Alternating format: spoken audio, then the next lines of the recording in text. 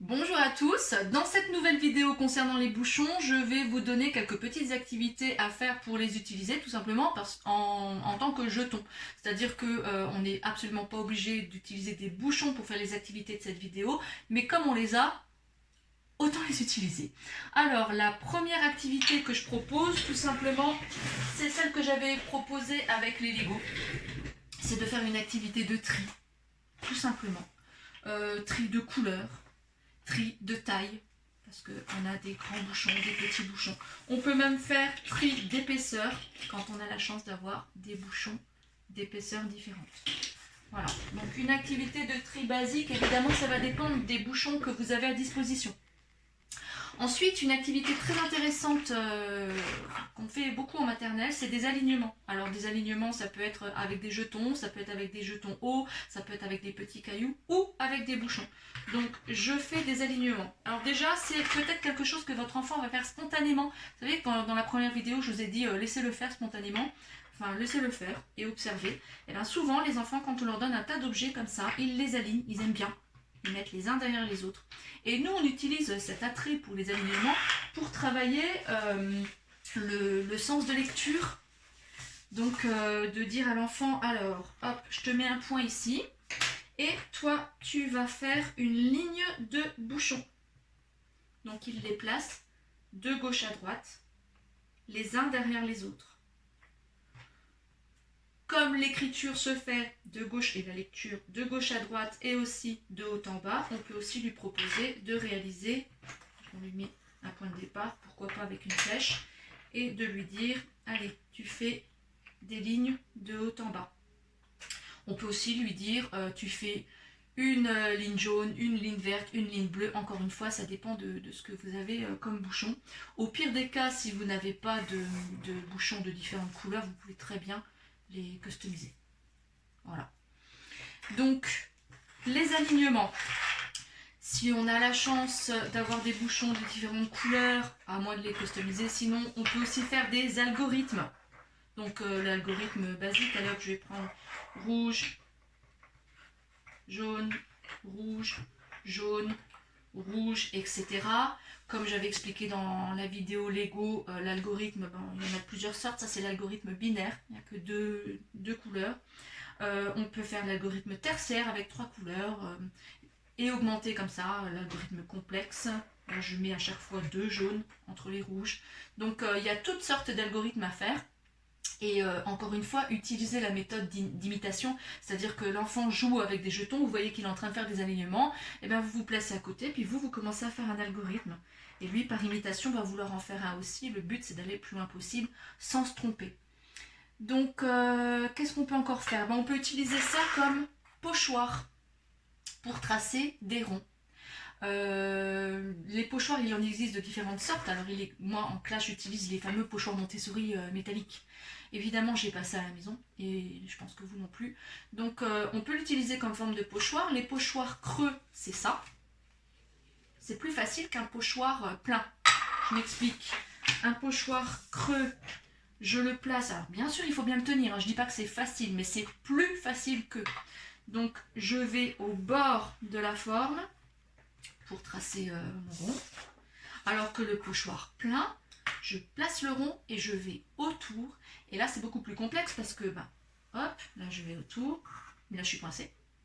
Ça veut dire qu'il faut que je déplace cette main-là, tout en déplaçant cette main-là, sans faire bouger le bouchon. Voilà. Et ça, c'est pas facile du tout. Faire tracer des ronds à un enfant avec des pochoirs comme ça, voilà. Ça, pour travailler la motricité, c'est vraiment pas mal. Donc on l'utilise. Après, on peut aussi pour des plus petits, petites sections, on dit que c'est le parent qui fait plein de pochoirs comme ça. Et l'enfant, après, lui, doit replacer les bouchons dessus en fonction de leur taille. Voire en fonction de leur couleur, si vous avez passé le tour ici en jaune, ici en bleu. Parce que celui-ci, on va dire par exemple, hop, ces deux-là ont la même taille mais pas la même couleur. Donc vous avez fait celui-ci avec un tour vert. Hop. Et celui-ci avec un tour rouge.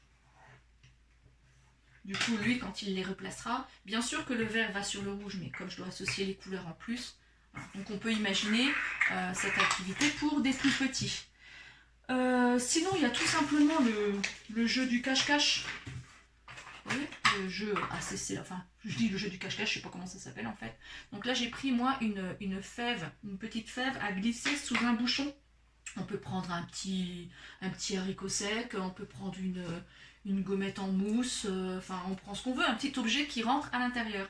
Et ben voilà, je mets mon objet sous un des bouchons, je dis à l'enfant, tu vois bien où il est placé, l'objet il est là, hein, tu vois bien, ok, alors attention, tu vas le suivre des yeux, tu suis des yeux, tu suis des yeux, tu suis des yeux, tu suis des yeux, hop, au bout d'un moment on s'arrête, alors il était où?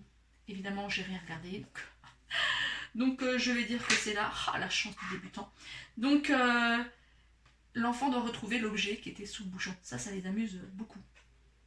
On peut aussi utiliser les bouchons dans un jeu de Kim. Jeu de Kim, vous connaissez le principe. Vous avez, allez, on va prendre un jaune, un bleu, un vert. Alors on nomme avec l'enfant, là il y a un jaune, un bleu, un vert. Montre-moi le bleu, montre-moi le jaune, montre-moi le vert. Et puis l'enfant ferme les yeux. Il vous enlève un bouchon. Et il rouvre les yeux. Et il doit trouver quelle est la couleur qui a disparu. Le jeu de Kim. Bien sûr, il n'y a pas besoin d'avoir des bouchons pour faire le jeu de Kim, mais c'est possible avec aussi. Ensuite, on peut faire le jeu du morpion. Basique, hein. Je l'ai tracé. Donc, le jeu du morpion, où vous connaissez le principe.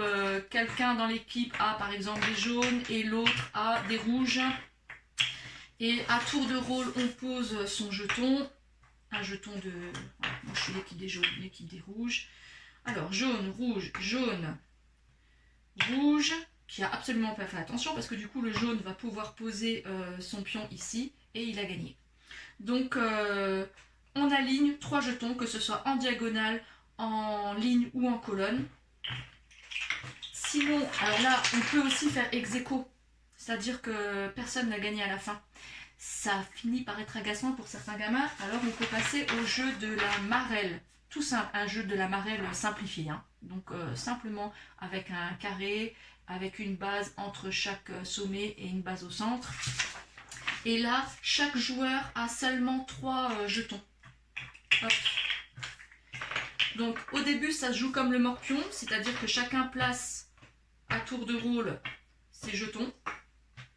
Donc en faisant attention de... Ben non, on va pas le mettre là, on va tout de suite le mettre là et là. Voilà, donc chacun place à tour de rôle. Et ensuite, on se déplace. Donc on se déplace sur les lignes évidemment, pour rejoindre une autre base. Donc allez, on va dire que le jaune commence. Je ne sais plus qui c'était, donc on va dire ça. Hop, le jaune commence, le rouge avance, le jaune va se placer là, le rouge va se placer là. Le jaune, il n'a pas compris qu'il aurait pu aller là pour bloquer, il va aller ici. Et le rouge va dire, j'ai gagné, j'en ai aligné 3. Donc là, par contre, il y a forcément un gagnant, parce que tant qu'il n'y a pas de gagnant, on joue.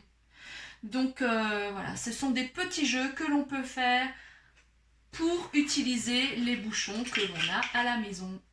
Voilà, je vous invite à aller voir les autres vidéos qui concernent les bouchons. Il y en a 4 en tout. À bientôt!